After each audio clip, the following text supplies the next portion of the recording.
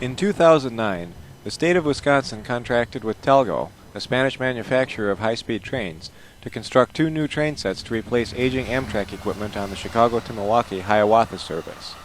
Talgo would also establish a maintenance base for these trains. The company set up shop in the former Tower Automotive plant between 27th and 35th Streets near Capitol Drive in Milwaukee's Franklin Heights neighborhood, bringing much-needed jobs to an area which has struggled with chronic high unemployment and poverty for decades. The terms of the contract was to deliver 2 train sets, 3 spare cars, and also some parts. We started building 2 train sets, and then Oregon piggybacked on the Wisconsin order, asked for 2 additional train sets.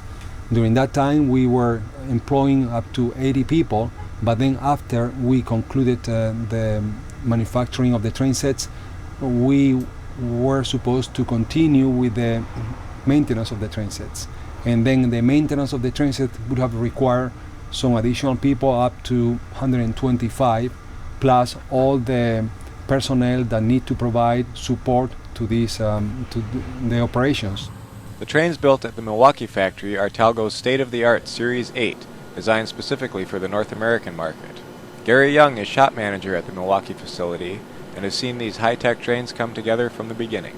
We started, the actual first train arrived, of all, the first coach arrived in early December of 2010, and these have been built and ready. The Oregon's completed in July, and the Wisconsin train set's completed in the spring of 2012. Now we're just in the testing process. The entire train is now digital. Our Series 6 that is operating in the Northwest, Pacific Northwest, is analog, and we've gone from 1996 technology to 2012 technology. With that, computer-controlled, aided systems, all of the air conditioners, those things are below the car, so the passenger has much more room inside. And then the passenger comfort, because you now have an open, spacious cabin, you have a lot more freedom, open area with large, spacious windows. The design looks similar, but the key is the upgrades in electronics, upgrades in systems, and then also the design of the train for energy management. These trains are based on existing equipment that's running now in not only in Spain and all over the world, but also in the United States. So there is an evolution of what we call the Series 6. This is Series 8. The Series 8, the cars are structurally stronger. Also, they comply with the FRA regulations and with ADA, American Disability Act requirements. So they provide lots of amenities like Wi-Fi, the wide, as you can see, some very big windows. They have a bistro with, they're very comfortable. The trains are manufactured using U.S.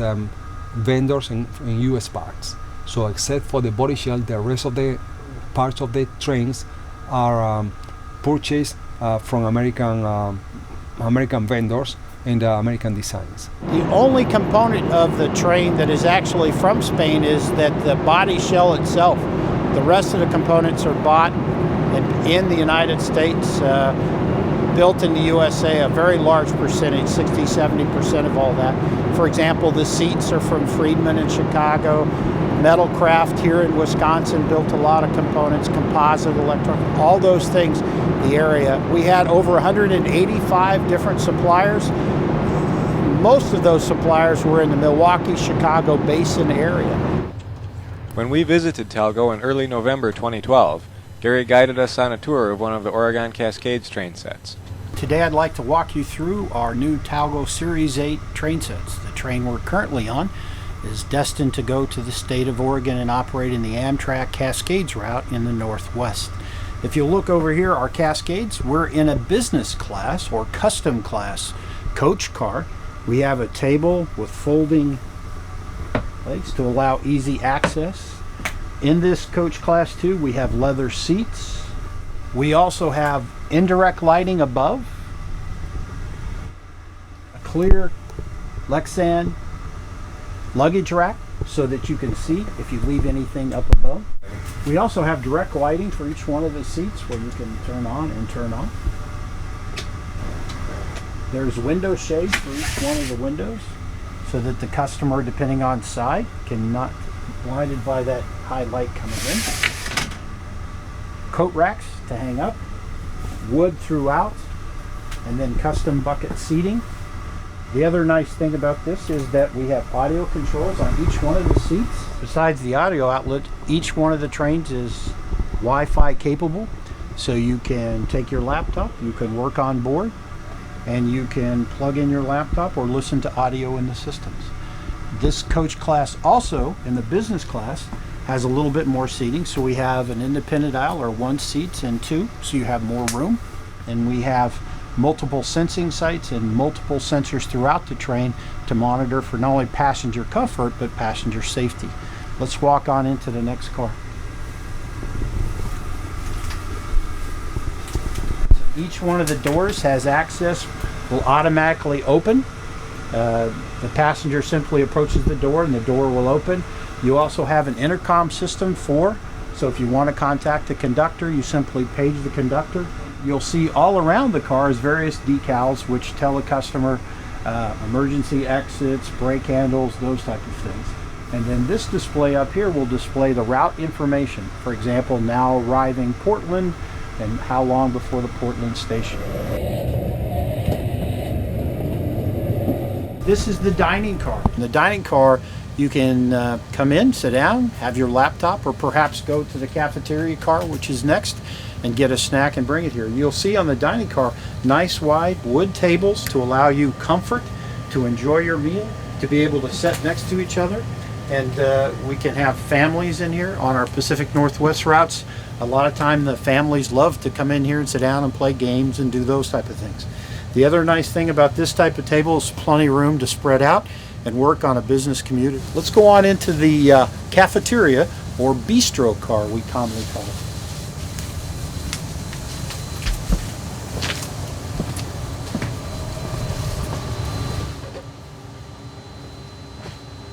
We're now in the cafeteria or bistro car, and this is designed that the customers can come up and have access. If you'll look, each one of the refrigerated areas, the Amtrak personnel can bring in food, and it's first in, first out service, so they push it through. And then the LSA or the attendant in the cafeteria can remove food from the other side. You can have various soups and refreshments, snacks, those type of things.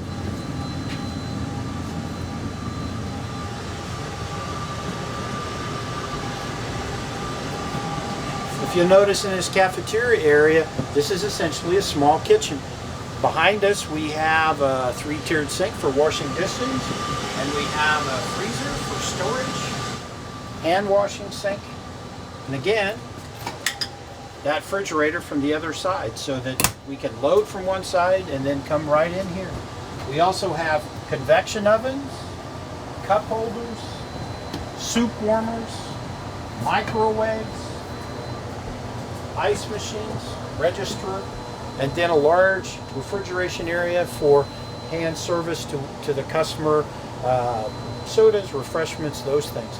And most importantly on a cold day, the coffee machine. That sees a lot of business, especially in the Northwest. This is all stainless steel. It's state-of-the-art equipment and some of the best manufacturers so that it's very rugged. Let's go ahead and look in one of our coach cars. We're now in a coach class, and you'll notice that we have 2 seats both sides. We also have leather seating. I'll show you here in a minute. Cloth seating. I'll show you in a minute. We have luggage racks in each car with wood support trash and recycling. You can see this. It adds to allow the customer to take a small bag along and actually carry it with them, vice checking it in at the station. We have ADA capability in our coaches. This is our coach seating. These are cloth seats. They also have the plug-ins, electrical plug-ins, and our audio system, so you can tune into a movie or record or CD, whatever happens to be playing at the time. You also have the same egress seats and table, which allows it to fold out. So if you're done, you can get up and move and then not impact the rest of the passengers in your group. The shade for each one and every one of our windows. I'd also like to point out, look how big and wide that window is. You have a chance to see the area that the coach is in, whether it's the Pacific Northwest, the Midwest, you get a chance to see the environment. Just like our business class, each one of the riders has their own lights, which you can turn on and off. Coat racks for the seat arrangement.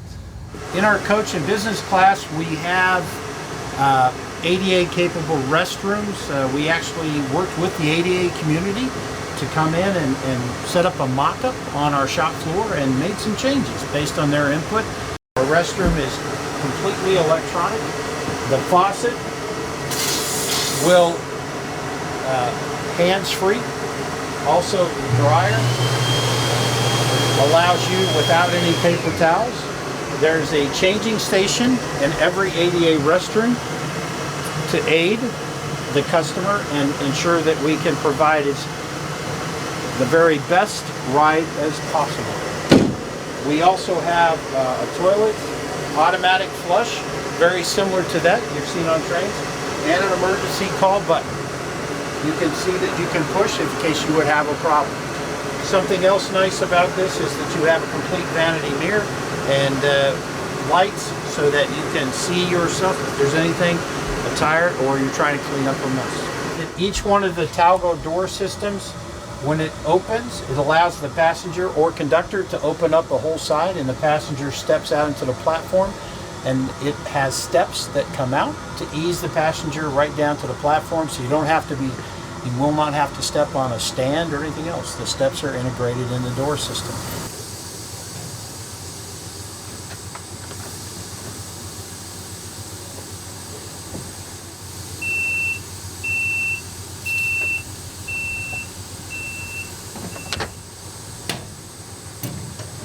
We've walked through the rest of the train. Now we're going to go into the baggage car. Follow me.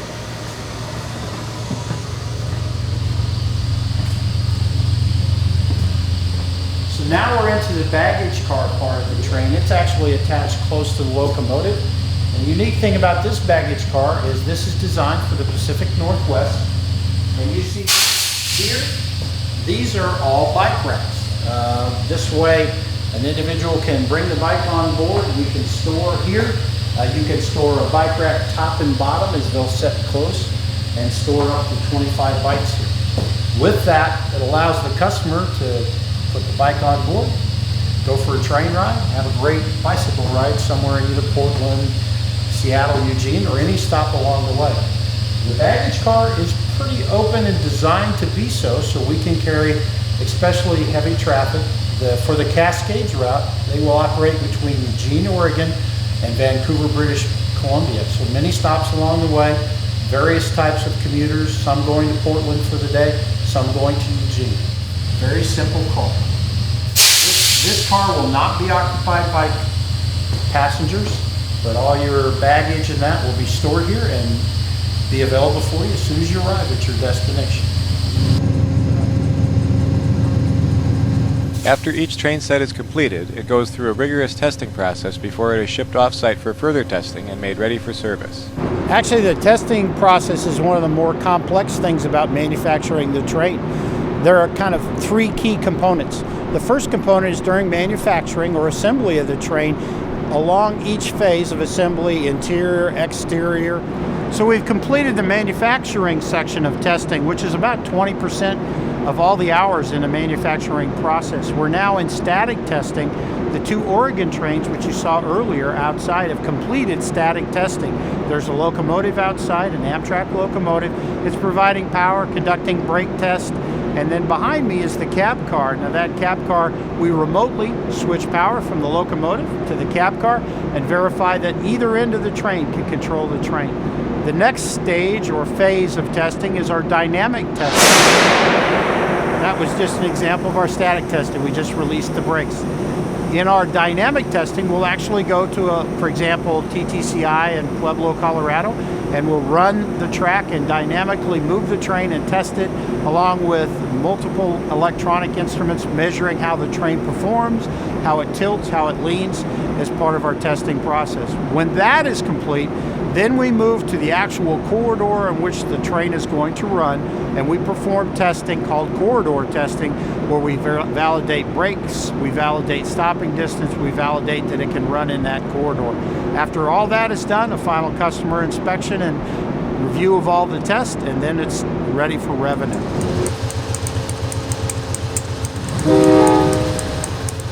When testing is finished, these state-of-the-art trains will be put into service on existing Amtrak routes. The original Talgo Series 6 trains already in use on the Oregon Cascade service have seen steadily increasing ridership since their introduction, and CEO Perez predicts a similar effect with the new trains. Talgo's experience is that once the new equipment, specifically Talgo equipment, is put in revenue service, the ridership increases dramatically. The only experience that we have in the US is in the Pacific Northwest, and then at that time the ridership increased 40% just because of the new equipment. New equipment was introduced, and then the people were excited about the new features of the equipment, and then the trains provide more comfort, provide more amenities, and then the people really accepted the equipment, and as a result the ridership increased dramatically. And it's very interesting to know that this was not only the novelty, was the increase in ridership didn't happen during the first 2 years, but has been very stable, growing and growing over the last 12 years. The ridership has increased more than 800%. We would like to see that the ridership in the Hiawatha service would increase also in that with those numbers. The successful completion and introduction of the new trains will be bittersweet for Gary and his employees, as it will mean the end of the line for their Milwaukee shop. While the 2 Cascades train sets will go into service as planned, wherever the original Badger trains go, it won't be on the Hiawatha service in Wisconsin that they were intended for. In March of 2012, the Joint Finance Committee of the Wisconsin State Legislature voted not to borrow additional funds to finish planning the maintenance base. According to Transportation Secretary Mark Gottlieb, this decision meant that Wisconsin would be unable to put its trains into revenue service. In April, the state declined to pay a $4.6 million invoice for ongoing work on the trains. At the time of our visit, Talgo had just filed a lawsuit against the state of Wisconsin alleging breach of contract. Talgo is not into the politics. We don't want to be, we're not any political organization. What we do is manufacture the best trains in the world, and we want to continue doing so. And we're committed to our customer. We want to deliver the best possible service. And it's unfortunate that the political situation in Wisconsin is leading to one state not meeting their contractual obligations. We want to continue handling this in the best possible way for both parties, and we hope that the state of Wisconsin will honor their agreements and will not set this an example as to what shouldn't be done to a company that came to Wisconsin to work in good faith, or created jobs. We have completed 4 trains along with 3 spare cars for the state of Wisconsin, and now we're in the process of shutting the facility down based on decisions from Wisconsin. So we're only going to manufacture 4 trains. At our peak, we had 135 employees. I currently have 8 employees on site. We were running mostly 1 shift with 2-shift operation and working weekends. So at our peak, we ran 2-shift operations plus Saturday and sometimes Sunday. Talgo is now exploring other options for locating a maintenance base and finding a home for the mothballed Wisconsin trains. We are very focused on putting the trains, specifically the Oregon train sets, in revenue service. In order to do so, we need to complete what we call the commissioning, the last stage of the testing of the train sets, and then set up the maintenance, add to the maintenance operation that is already going on in the Pacific Northwest. And then the second stage is to resolve the situation that we have with the state of Wisconsin and determine or agree what we're going to be doing with the train sets. If Wisconsin doesn't want the train sets, then we need to resolve the situation. I mean, we would like to resolve the situation amicably, but then at the same time, we Talgo need to preserve our rights, and then we want we would like to see them running in Wisconsin, but if not, we'll see if we can put them in revenue service somewhere else. I mean, those trains are a beautiful piece of equipment, state-of-the-art, high-speed trains that you cannot see in the U.S. Except for the Pacific Northwest. So that would be, I'm sure that many parties would be interested in having this beautiful piece of equipment running and providing passenger service anywhere in the U.S. One thing is certain, regardless of what happens in Wisconsin, Talgo intends to remain on the cutting edge of the rebirth of passenger rail service in the United States and the world.